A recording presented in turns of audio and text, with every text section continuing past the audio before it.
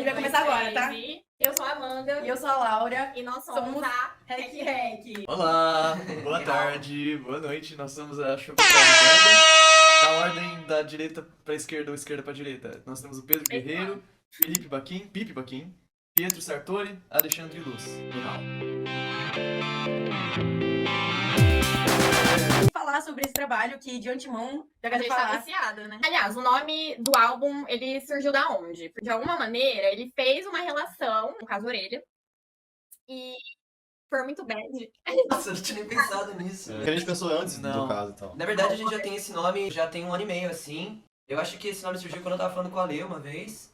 E eu tenho esse nome anotado, tipo, tem um tempo porque é um filme da Disney, que chama Todos os Cães Merecem o Céu.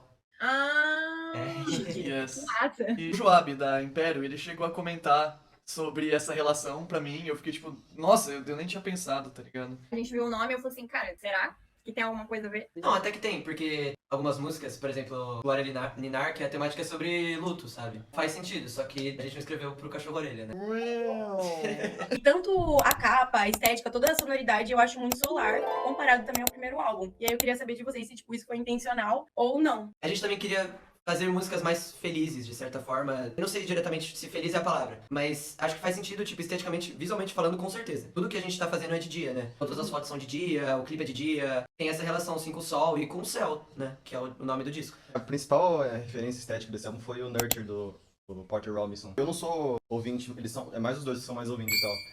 Mas eu acho que essa foi a principal referência estética, assim. Eu acho que faz bastante sentido numa questão de que o CMAs é meio um álbum pós-pandêmico, então acho que ele ainda tem um pouco esse lance de você tá em casa, você tá na sua cidade, e daí no processo de criação desse álbum era quando a gente tava viajando com a turnê do CMAs e visitando lugares que a gente nunca tinha ido antes, e tudo por causa da banda, então fazia sentido a estética desse álbum ser mais pra fora, mais grama, estrada, tudo isso. Tá? O que vocês acham que, tipo, mudou do último álbum pra cá? Ano passado foi um ano muito importante pra vocês. Como é que vocês conseguiram agregar isso no álbum? Acho que as nossas vidas foram completamente transformadas, assim, pelo processo de se ter a banda. Não é como se a gente não imaginasse antes, em momento algum, que a gente poderia transformar isso em algo... que a gente poderia transformar isso em parte da nossa vida de um jeito crucial, assim. Quando você tá vivendo todo esse sonho, ele se molda de uma maneira diferente. Com as turnês e tocando em várias casas de show, desde os lugares mais legais até os lugares mais pequenos e complicados com som, a gente aprendeu muito como tocar ao vivo, tipo, dinâmica de banda e sincronia e todo mundo. Aprendeu muito sobre equipamentos, produção, a gente trabalhou com pessoas muito legais, conversou com outros artistas que a gente admira muito e que a gente aprendeu com eles, né? Total. Mano, é um ritmo de vida completamente diferente, assim. Né, a Chococarne sempre é muito sobre nós, a nossa vida virou esse lance de turnê, então acho que na narrativa geral do álbum tem bastante esse lance de viagens de cidade distante e tudo isso. Assim. As crônicas de quando a gente toca em turnê e quando a gente vai conhecendo as pessoas de cada cidade é uma das coisas que mais motiva pra fazer música e tal. Eu lembro que quando a gente foi pra Maringá, ó, fun fact, quando a gente foi pra Maringá, foi uma viagem muito legal e assim, é uma cidade muito boa, a gente sentiu uma satisfação enorme de estar em Maringá. E... Aliás, vou cortar brevemente. É. O primeiro nome da música 30 Dias de Carnaval era 30 Dias em Maringá. Mentira! Sério? Yes. O quê? Eu tô chocada. É isso, tipo, por exemplo, Entre Algumas Vias é uma música que fala especificamente sobre tocar em turnê e tal, essas coisas de viagem e tal, apesar de que a gente passa mais tempo na estrada do que tocando e conhecendo as pessoas, e estar enfurnado num carro com os caras é uma experiência muito específica, assim, sabe? Então, é transformador pra caramba. Você conhece o cheiro do peido de cada um, velho. Eu acho isso o símbolo da amizade, tá ligado? Dessas mudanças do disco novo, além da temática, a gente teve muito mais acesso nesse disco. Tanto acesso a equipamento, mas principalmente de gravação, tá ligado? Ainda são ideias que a gente teria, talvez, na época do CMAs, mas agora a gente consegue executar. Tanto que porque a gente tá mais inteligente ou experiente nesse assunto, quanto porque a gente tá trabalhando e trabalha com pessoas muito boas, que conseguem auxiliar nessas coisas. Peraí, só um minuto. Eu vou puxar aqui mais pra baixo, já que eles falaram sobre Ah, sim. Sobre a questão da produção. Pelo que eu entendi, os CMAs foram vocês que produziram e o Capilé só mixou? É isso? Remixou, né? É, o estágio final da produção do CMAs foi com o Thiago, que é da banda Vício, que é de Americana. Daí, meio que 1 ano e meio depois, o Capilé pegou os arquivos do álbum pra remixar ele. Então a mixagem ficou mais profissional. E justamente também foi uma produção muito homemade, né, do CMAs. Vocês estão desde o começo agora com o Capilé nesse álbum, ou não? Sim, né? Sim, sim. Ah, tá. E como que foi a experiência de produzir em um estúdio? Vocês usaram piano, usaram instrumentos de Tem sopro, bastante complexidade mesmo. comparado com o primeiro álbum. Como é que foi pra vocês? Ter essa Uma dualidade mistura toda. bem interessante. Exatamente. Pra mim, em específico, foi as melhores experiências da minha vida, assim. Pô, um estúdio gigantesco, com tudo que, tipo assim, a gente podia escolher o que a gente quisesse, assim. chegou lá, tinha, sei lá, 50 amplificadores. Ah, pega qualquer um aí. Foi muito transformador, assim. E também o relacionamento que foi criado com o Capilé, o relacionamento que foi criado com as pessoas que trabalharam junto com a gente no disco, foi, tipo, muito importante, acho que não só pro disco, mas pra gente, assim, pessoalmente também. A gente também aprendeu muito nisso, sabe? De ter começado a entender, principalmente o Pedro, de gravação, produção e mix, essas coisas, gravando no quarto do Ale, o siamês, e terminar num estúdio muito massa, que é o estúdio do Capilé e o estúdio do Fernando, que foram os 2 lugares que a gente gravou. E conseguir, por exemplo, a gente gravou os instrumentos de samba, né? E conseguir transmitir o que a gente aprendeu lá com eles, levar lá pra uma república em Bauru e gravar os instrumentos de samba lá, e tá no mesmo disco e soa legal, tá ligado? Caraca. Então, isso foi muito massa. O Capilé, ele disse pra gente, não sei se ele tava sendo modesto, mas ele disse que a gente se produz muito bem. Então, questões de estrutura das músicas, assim, não mudou muito. Era mais, vamos rever esse instrumento nessa música, vamos rever tal coisa. E daí eu lembro que, especificamente Fogo na Chácara Klabin, por exemplo, era uma música que eu tive muita dificuldade em fazer o baixo. E a gente chegou pra gravar e ele não tava completo. E daí o Capilé começou a me orientar, tipo, aqui eu acho que é legal fazer tal coisa, aqui você deixa só mais pra ter aquele release, não sei o quê. E querendo ou não, você tá gravando ao mesmo tempo que você tá tendo uma masterclass, assim, de composição, de produção, assim.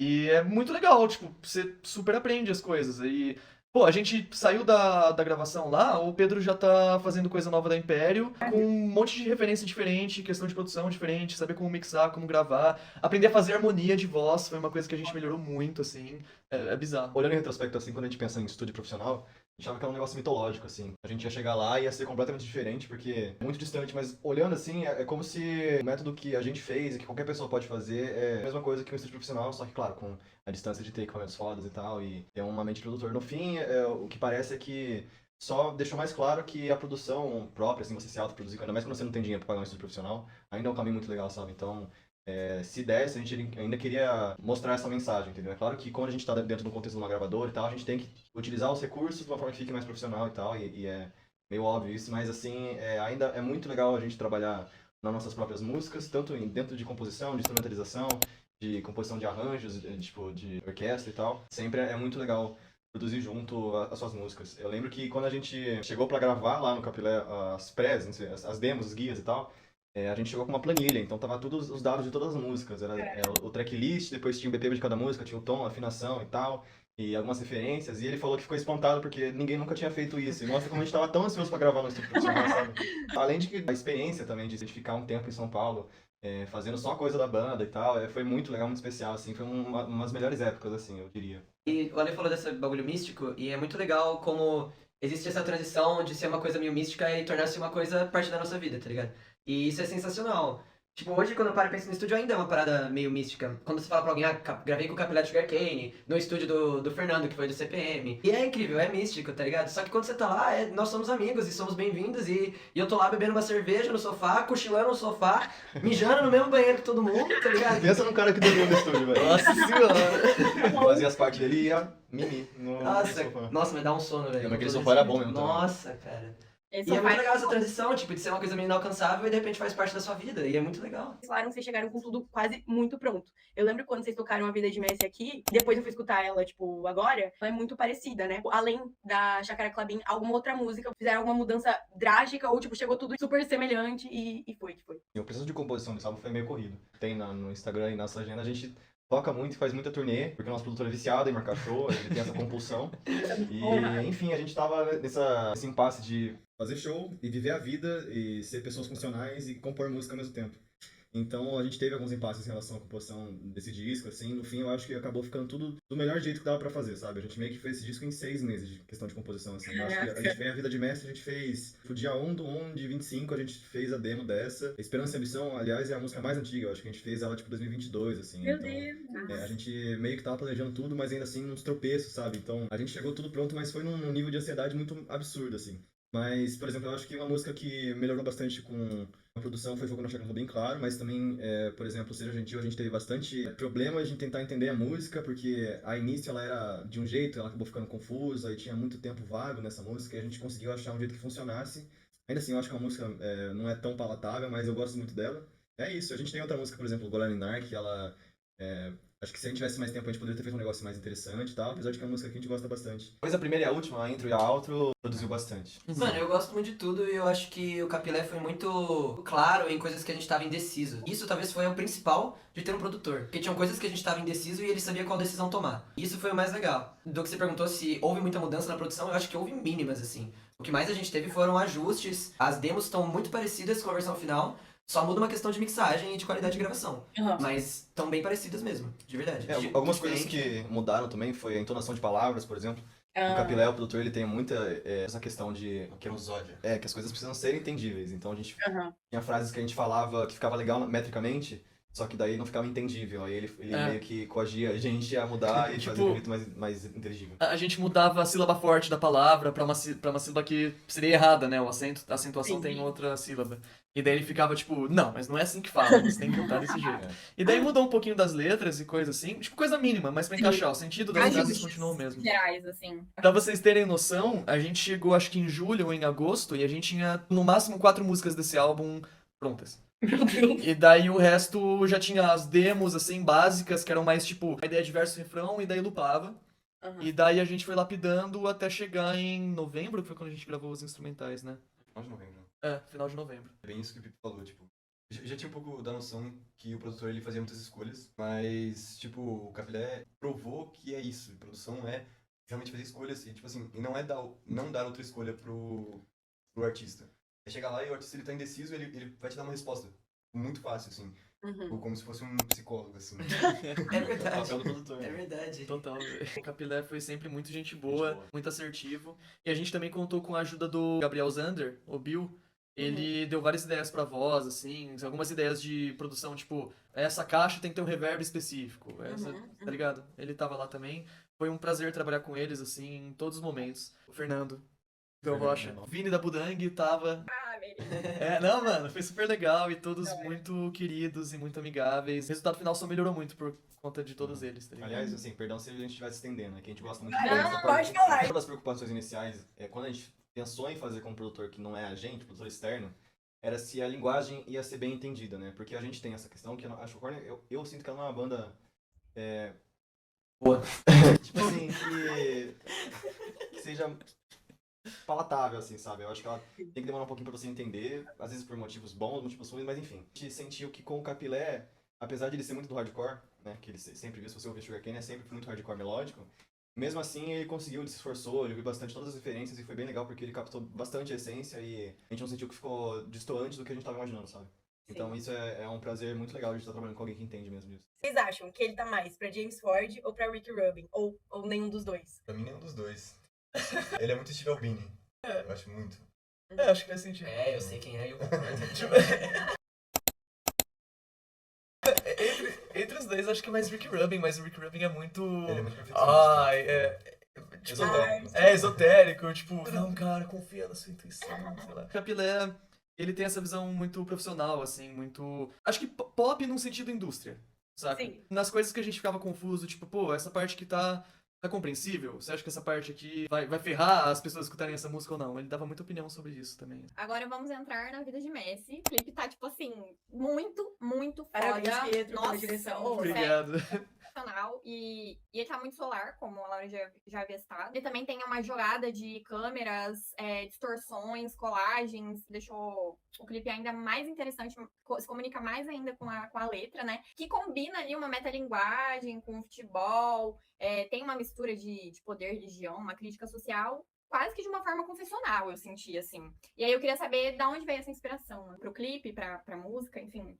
Sobre o clipe, sobre as minhas visões, assim, sobre essa música. O Pipe, especialmente, é uma pessoa que gosta muito de esportes. Ele já jogou muito tênis, ele joga futebol com os caras. E daí eu sinto que depois do CMAs, assim, e na turnê, a gente foi descobrindo formas de se comunicar com o público que tinham um pouco a ver com essa questão do esporte. A gente sempre chegava numa cidade e daí o Pipe perguntava no microfone, tipo... Qual time vocês torcem aqui em Maringá? Principalmente eu, mas os outros dois aqui também. Mesmo a gente não sendo tão dos esportes assim, eu acho que a gente começou a ver um pouco mais esse lance do espírito esportivo vivaz, assim, na nossa vida, depois que a gente começou a tocar nas turnês, assim. Passou um tempo e o Lúcio Ribeiro, que é o jornalista da Popload, ele chegou a comentar pra um cara do nosso selo que a nossa plateia pareciam torcedores. Que eram pessoas que não estavam ali só pra ver um show e curtindo, mas berravam e pulavam, assim, parecendo que estavam vendo um jogo. Sim. E daí começou a parecer assim que, tipo, todo o nosso redor as coisas estavam meio que esportivas demais, assim, sabe? A gente tem uma camiseta que a gente começou a vender que parece de time. Todas essas coisas, assim. Um lifestyle ali, uma relação de É, esporte com a música. acho que tem um pouco dessa ambição, assim, meio Timothée Chalamet na gente, assim, de Aham. tipo, não, a gente quer ser os melhores, a gente quer ser muito bom. E querendo ou não, isso também vem muito do esporte. Essa questão de competições amigáveis, assim. A ambição é algo que faz parte do esporte, do espírito esportivo. Sim. Então começou a ter muito a ver com essa música, assim, com a ideia do clipe. Eu sinto que o clipe foi muito pra brincar com esse lance dos fãs torcedores. Então eles realmente estão vestidos, assim, de como se fosse ver um jogo. E a gente tocando lá, tá ligado? Tem as cenas do jogo de futebol que foram bem espontâneas, elas surgiram na hora, assim. Da Porque hora. os caras começaram a jogar futebol lá, e daí eu falei pra Bia, que Nossa, foi quem foi, velho? cinematógrafa Eu. lá. Eu falei pra ela, mano, vamos filmar esses caras aqui fazendo umas coisas. Acho que esse foi o momento mais divertido do clipe, porque os caras estavam lá jogando e tava todo mundo meio que no sol e todo mundo, tipo, pô, tô mal cansado de gravar cena. Aí eu falei, tipo, mano, vamos lá no banco de reserva então, e vamos gravar umas cenas na sombra, e daí vocês decidem o que vocês querem fazer. Aí os caras já começou, tipo, bora fazer empurrando o juiz porque ele expulsou alguém, bora não sei o que, não sei o que lá. E a gente gravou e foi divertido, parecia umas crianças, assim, quando pegam uma câmera pela primeira vez, assim, e tipo, mano, vamos gravar uma ideia legal aqui. E Foi uma saiu, coisa mano. fluindo ali. Vocês foram meio que se divertindo, aproveitando o momento. Fala da letra aí. Ah, mano, a letra, tipo, tem um recorte de frases pra mim, só que a temática principal é a honra de poder viver o que a gente tá vivendo, tá ligado? Com a banda. Então é poder tá onde a gente tá e conhecer pessoas, viver essas coisas que eu não poderia viver se não tivesse a banda. Quando o Ale compôs a guitarra, a primeira demo dessa música sem a letra, o nome que a gente tinha da demo era All Messy Life, por causa daquela música do Cap'n Jazz. Aham. E se assemelhava. E aí eu escrevi a letra, e quando eu devolvi pra eles, a gente começou a criar em cima da música e começou a chamar a música de Ó Vida de Messi. E em algum ponto alguém falou, vida de Messi, Messi, jogador. E daí na letra fala de seleção, daí a gente ficou assim. Tá ligado? Foi bem por acaso, foi super engraçado. E daí, mano, esse tem que ser o nome da música. Tem uma sonoridade muito de música de FIFA. E, tipo, desde a primeira vez que eu escutei. Depois eu falei, tipo, cara, eu devia ter falado isso pra eles. Eu falei. Aí eu fiquei, tipo, todo esse tempo falando, não. Mano, isso é muito legal. Assim, mano, é umas relações que a gente nunca fez, assim. Faz total sentido, tá ligado? Consigo imaginar começando no FIFA lá. Tipo, não foi intencional. Foi, tipo, só, hits legais e vamos jogar aí. Não, Não. é sempre isso, é sempre isso. Aliás, assim, complementando, eu acho que um paralelo muito legal que a gente captou depois que fez toda a música é que captar essa animosidade que a música traz é no futebol. Então, se a gente vê um público de um show e vê um público de futebol, por exemplo, eu acho que é o mesmo sentimento, sabe? É. Então entra na mesma coisa, assim, pra gente o futebol também é arte, sabe? A arte também é uma performance tal qual esportiva, assim, porque a gente tá se doando muito sempre no show, sabe? Então tem um pouco dessa brisa. Perguntas rápidas. Mas não tipo Marília Gabriela. Que não couberam em outro espaço. Não é tão Marília Gabriela porque não é tão bateu respondendo. A frase, queria ter ombros mais macios, tem alguma coisa a ver com o Will Toledo? Por que teria a ver com o Will Toledo? Ficar de É que bares. ele tem Ah. fetiche no ombro. Não, é verdade. Foi uma coisa que eu senti de verdade. Eu tava viajando com uma pessoa, e a pessoa tava deitada no meu ombro, e pensei, puta, queria que não tivesse doendo meu ombro agora. Foda. A música que vocês estão mais ansiosos pra tocar ao vivo. Acho que água até o teto. Eu gosto de agito, né? Eu gosto de Glória Ninar. Tenho bias por agito. Eu gosto de todas. Não vejo a hora. Todas, eu quero cantar duro. Eu, particularmente, eu tô muito ansiosa pra vocês tocarem aquela música mais hardcore de propaganda. Yes. E Doida pra mochar. é a música do Mosh, né? E Eu tô muito hypado pra tocar essa. Assim. ela é, tipo, totalmente diferente de tudo que vocês fizeram, né? Yes. O Pedro canta alguma faixa nesse álbum? Não, inteira não. Eu faço harmonia. Qual? Os beats, Chegou na Clabin, Chacra gentil. Clabin. seja gentil. Acho que só. Dissertem sobre a frase. E essa igreja do capeta não pode nos prender. Eu não sei, pra mim não faz sentido. Eu também não. Não tem, Não porque... sei, eu só falei. Mano, eu acho que em algum momento, em algum lugar, ou essa frase só veio pra mim, Igreja do Capeta. E simplesmente essa frase, se eu pegar nas minhas notas agora, eu tenho anotado Igreja do Capeta. Que a gente passou Apenas. lá em Resende. Ah, é isso. Mano, pode ser que seja. Tem a igreja do capeta em É a resenha? igreja do capeta em Resende. Tipo, a letra de Messi, ela é aquilo que eu falei, elas são várias frases que eu conectei na temática de honra que a gente tá vivendo. E eu tinha a frase Igreja do Capeta, e ela é engraçada e boa, e sabe? O sentido são vocês que decidem, sabe? Tipo, eu não sei o sentido. Tipo, de Boy verdade. and the Laurels. O que vocês estavam fazendo no dia 9 de março de 2025?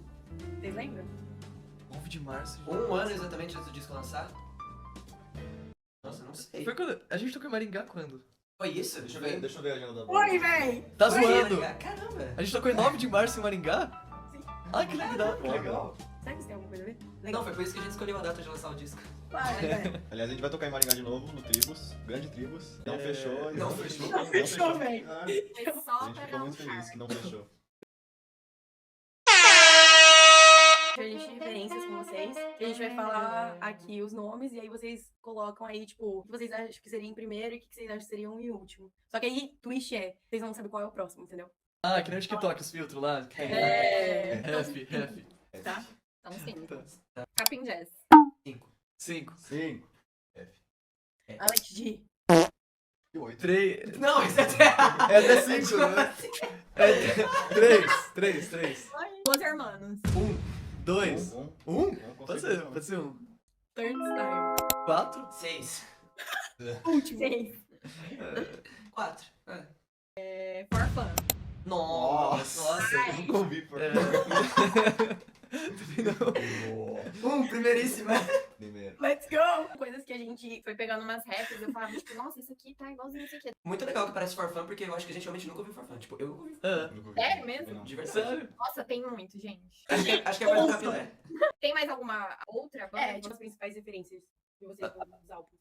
Brockhampton sempre foi referência pra gente por causa de dividir vocais.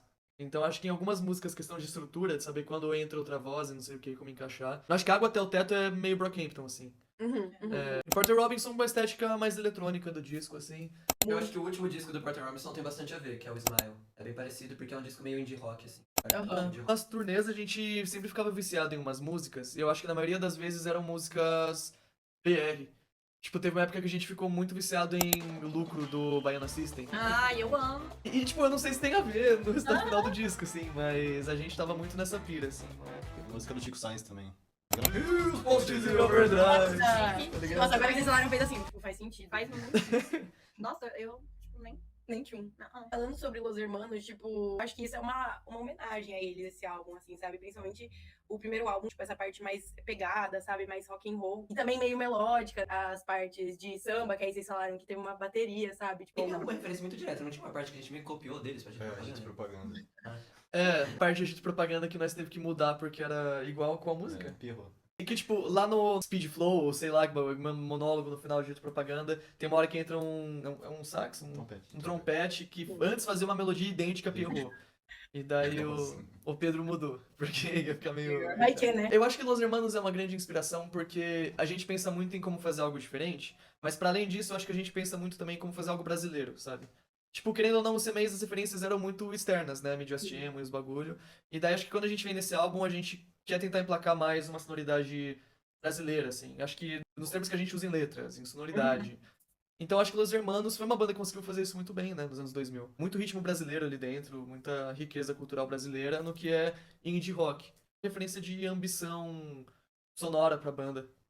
Várias pessoas pensam que Chococorn tem um sentimento muito nostálgico. Tanto a sonoridade quanto a estética, que vem desde o CMAs, né? Agora ele parece ainda mais intencional nas baterias eletrônicas, guitarras às vezes mais clean, efeito de voz. Vocês concordam com esse estigma nostálgico que vocês têm? Eu acho que sim, tipo, muita gente pra quem a gente mostrou as demos, assim, antes de começar a gravar o disco e até depois, falou que esse álbum é mais feliz. E ele tem essa estética, né, solar ou mais maximalista, sonora.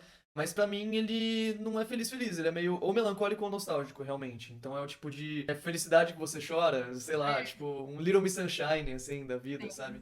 É meio assim que eu vejo esse disco. Até porque ele tem algumas temáticas, assim, de luto e de estar distante. O CMAs tinha essa temática de estar distante, mas agora é uma questão da...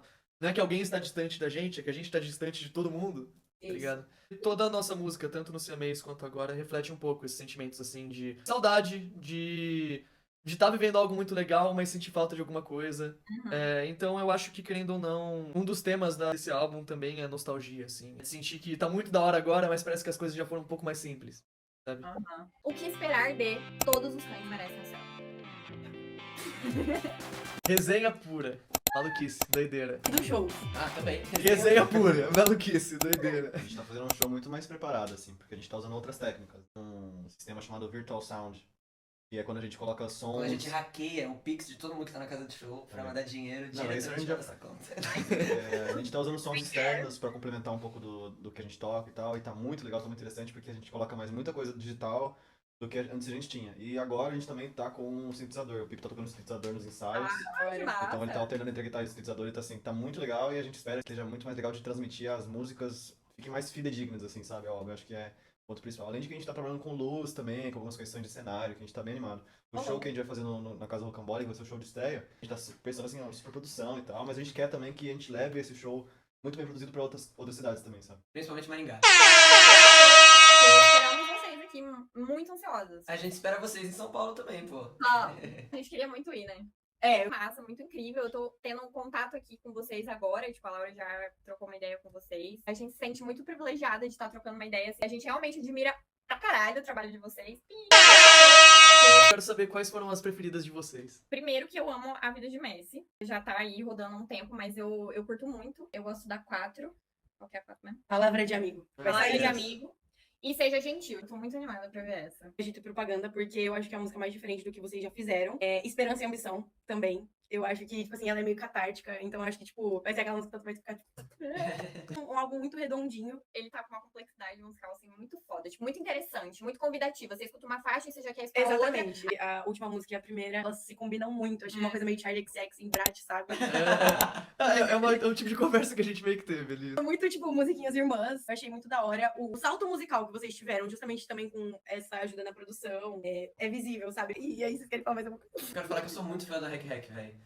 Ah, O trampo de vocês é muito da hora e é muito legal, que é muito autoral, cara. Tipo, tem outras pessoas que estão fazendo essa parada de tá colando com a cena, de uma maneira de entrevistar ou de promover os artistas, mas vocês fazem muito de um jeito muito único, muito autoral, e que é muito bonito, sabe? E Aquele vídeo do Crocs eu achei Muito bizarro. legal. Aquele do Crocs é muito legal. Igual vocês estavam falando desse sentimento de gravar com o Capilé, de estar no estúdio. Tipo, pra gente acaba sendo mais ou menos assim também. Conectar com artistas que a gente tem um apreço muito grande, que a gente admira, que a gente consome. Eu acho que a gente começou isso de uma maneira meio despretensiosa. Totalmente. E aí, de repente, a gente falou, caralho, a gente tá se conectando com pessoas que, tipo, a gente gosta muito. Parabéns pelo trabalho. Obrigada por ajudarem a gente também nesses problemas técnicos do caralho. Obrigado! Vai, bateu.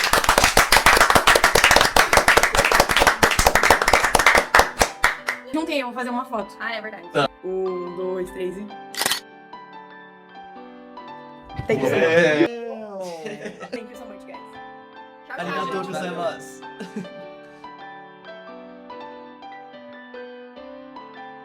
Você conhece o cheiro do peido de cada um, velho.